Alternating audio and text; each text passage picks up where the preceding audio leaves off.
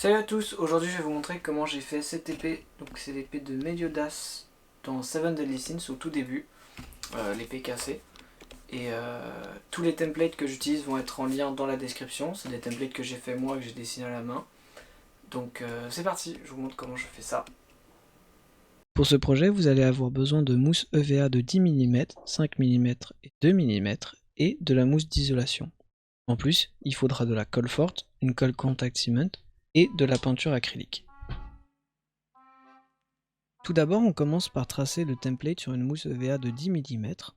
Et comme vous pouvez le voir sur le manche, puisqu'il y a une partie qui passe en dessous de l'autre, je l'ai coupé en deux, mais ça ne se verra pas plus tard. Et pour le manche, il faut faire toutes ces parties-là deux fois pour qu'au final on ait une épaisseur de 20 mm. Maintenant que tout a été retracé sur de la mousse de 10 mm, on va pouvoir commencer à couper.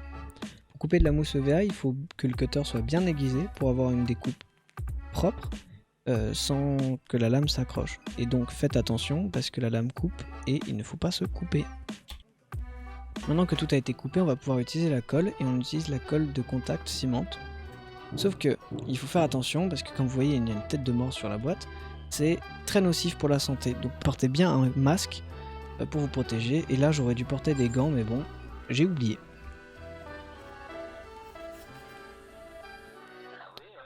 Une fois que la colle est sèche sur les deux côtés, on va pouvoir coller et bien faire attention à ce que ce soit quand même beau sur les bords, même si plus tard ça sera couvert, vous allez voir.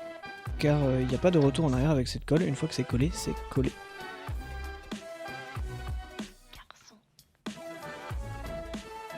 Et là donc je coupe sur les bords avec un petit angle pour avoir une forme plus intéressante et plus arrondie pour le manche de la lame. Pas besoin que ce soit beau, il va avoir des marques de cutter etc. mais on va les recouvrir avec les écailles plus tard. Donc ça va juste nous donner une forme plus intéressante. Je trace juste l'endroit où est-ce que le manche se croise pour couper un petit peu de matière des deux côtés pour que ce soit plus facile à coller et que ce soit moins violent comme transition. Pour coller ces deux parties ensemble, je ne vais pas utiliser la colle contact, je prends juste la colle forte et vous verrez ça fonctionne très bien. À partir de maintenant on n'utilisera que la colle forte.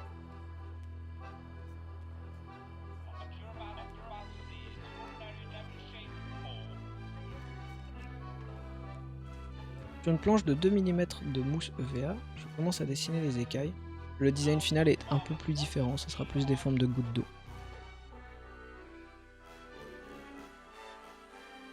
C'est maintenant qu'il faut sortir sa meilleure série, se poser avec toutes les écailles qu'on a coupées et commencer à coller toutes les écailles sur le manche. C'est un processus très long, très minutieux, mais ça vaut le coup pour le rendu.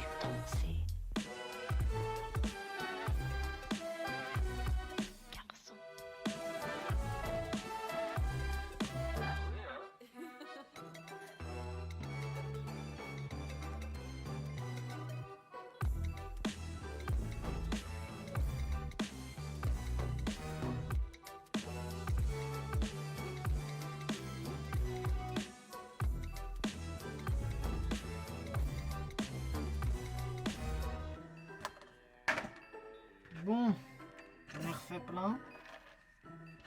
Enfin plein. Je pense pas que ça va être assez, je pense que je vais encore devoir en faire, j'en ai un peu plus. On va continuer de coller, puis on va voir s'il faut que j'en refasse ou pas. Bon, on se retrouve après, je ne sais pas combien de temps, mais tout le manche là est fini en écaille.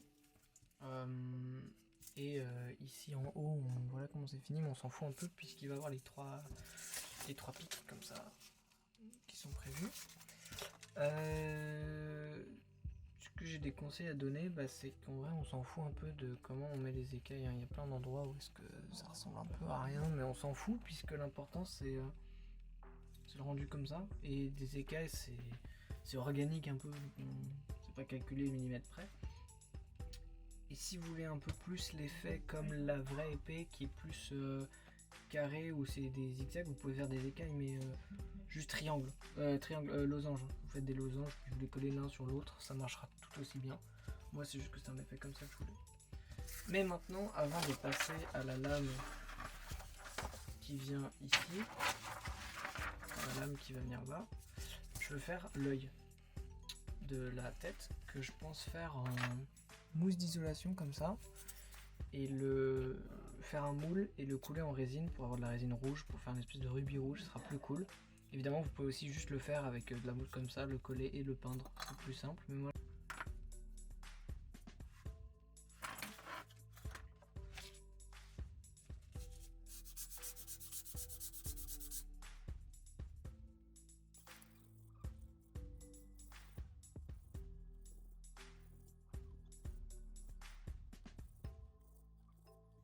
Donc j'ai fait des bords un peu comme une gemme.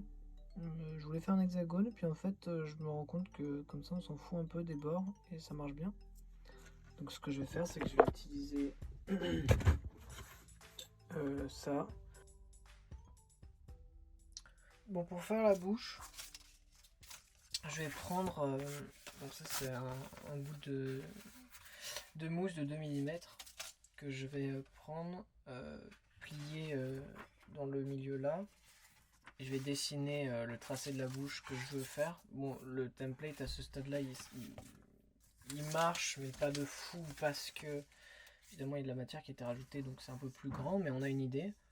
Donc je vais m'inspirer de ce pattern-là et de ce que je sens pour faire la bouche. Et après, on va la coller avec les dents. Soit je vais creuser, soit je vais juste faire par-dessus. On va voir de comment ça rend. Creuser, je veux dire genre couper ça, les enlever, etc. Mais je pense que je peux juste mettre par-dessus. Et après, il y a cet œil-là qui vient juste là. Clac. À peu près là. Et après, pour faire les pics, bon, on en reparlera après parce que c'est après.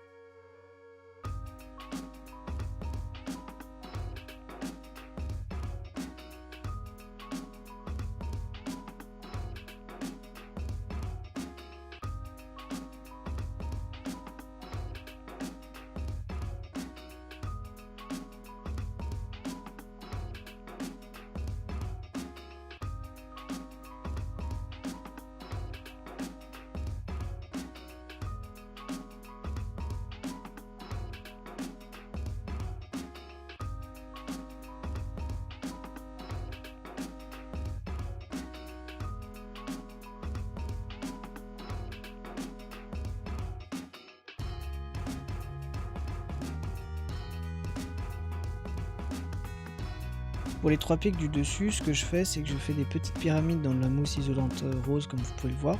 Et ensuite, je les ponce en tournant petit à petit pour faire de plus en plus rond et ça devient un cône. Ça donne l'effet qu'on veut.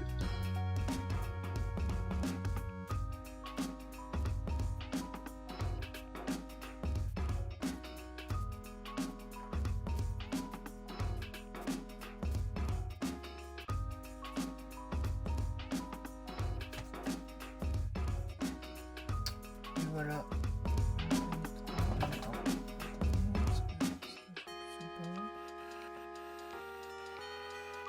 Non, parce que c'est trop. Voilà. On a les 3 pics. Clac. Je vais faire la même chose pour les 3 qui sont là. Et je vous reviens. Bon, c'est bon, j'ai fait les 3 pics là. J'ai fait la tête. Pour la lame, on trace sur 2 bouts de 10 mm et on la coupe pour faire comme ça.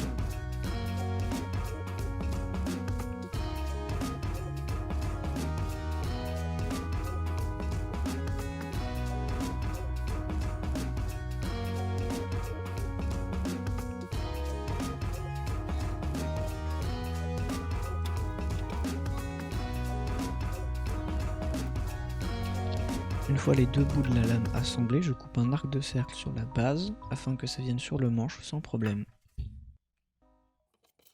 Pour la partie qui vient autour de la lame et qui vient sur le manche, je prends de la mousse de 5 mm et je trace donc mon pattern, puis je viens placer la lame pour voir la largeur qu'il faut, puis je retrace le pattern. Je vous laisse passer tout l'extrait pour que vous puissiez comprendre.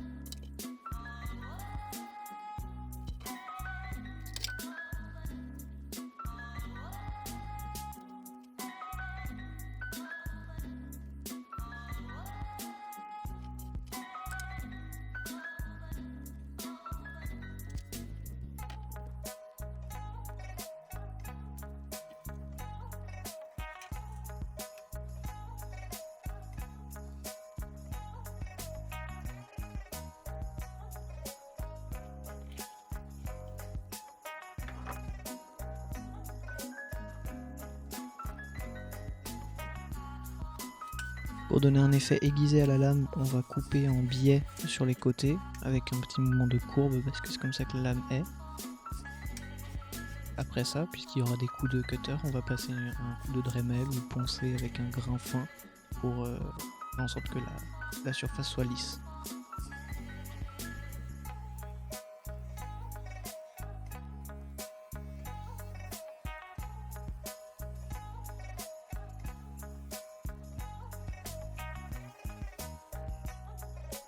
Je marque où est-ce que la lame va arriver sur le manche, puis je trace pour ensuite couper et éplucher entre guillemets les écailles qui restent pour pouvoir coller correctement la lame.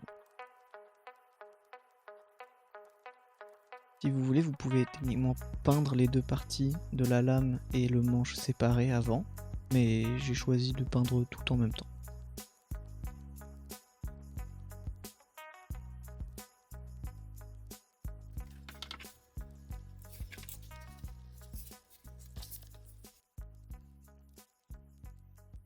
Bon, j'ai passé un coup de primer, mais là je veux régler le problème que ici j'ai passé du... avec la Dremel j'ai poncé, mais on voit les marques, donc on va prendre du Quicksil et on va en mettre sur la lame pour que ce soit plus lisse. Et après on laisse sécher ça pendant 2 heures et on fera la peinture. Bon, pour expliquer concrètement ce que j'ai fait parce que j'ai pas filmé, en gros j'ai mis une couche de Quicksil et ensuite j'ai poncé avec un grain 800 et 600, enfin 600 et 800 pour que ce soit un peu plus lisse. Une fois que tout ça a été sec, j'ai juste pris un spray et j'ai spray de la couleur argentée, de la couleur or là où est-ce qu'il fallait en masquant les parties. Je l'ai pas filmé parce que je pense que c'était pas intéressant en termes de peinture, c'est plutôt simple à faire. Et là je commence à regarder des références juste pour me souvenir à peu près de la peinture. Et une fois que j'ai choisi et que ok avec la couleur, je commence à faire des mélanges et je passe une première couche très rapide et très brève. Parce que de toute façon il va falloir 2 couches et que le primer était noir donc plus foncé. Évidemment si vous préférez vous pouvez prendre une peinture en spray ou quoi que ce soit, mais là j'ai décidé de prendre un pinceau et de la peinture acrylique parce que dehors il fait -5 et que la peinture ça ne passe pas très très bien. Maintenant que j'ai fait une couche légère partout, je vais prendre un pinceau mousse, une éponge, et je vais tapoter avec une peinture plus foncée pour faire une deuxième couche plus uniforme.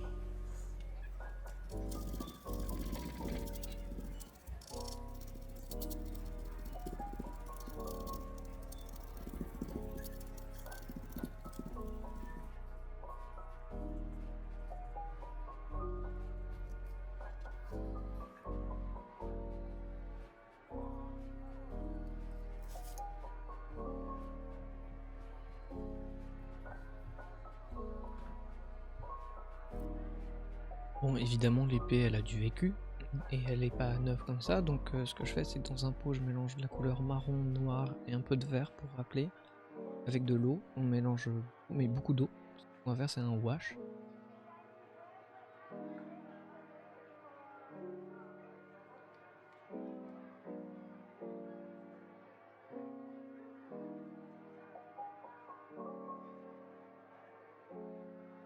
Et on passe grossièrement sur l'épée, puis ensuite on essuie avec du papier essuie-tout ou quoi que ce soit. Et ensuite on refait une couche, et ça c'est à la guise, comme vous voulez.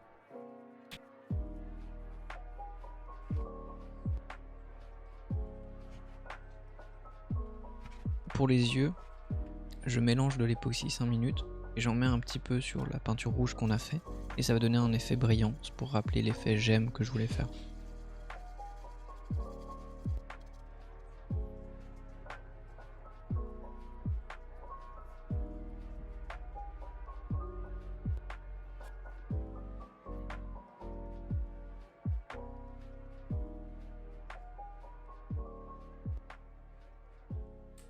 Et voilà, j'espère que vous aurez aimé cette vidéo. Si jamais vous avez des suggestions, des props que vous voulez que je fasse, des accessoires, n'oubliez pas de le dire en commentaire. Je vous laisse avec les beauty shots et quelques photos que j'ai pu faire. Et on se revoit à la prochaine.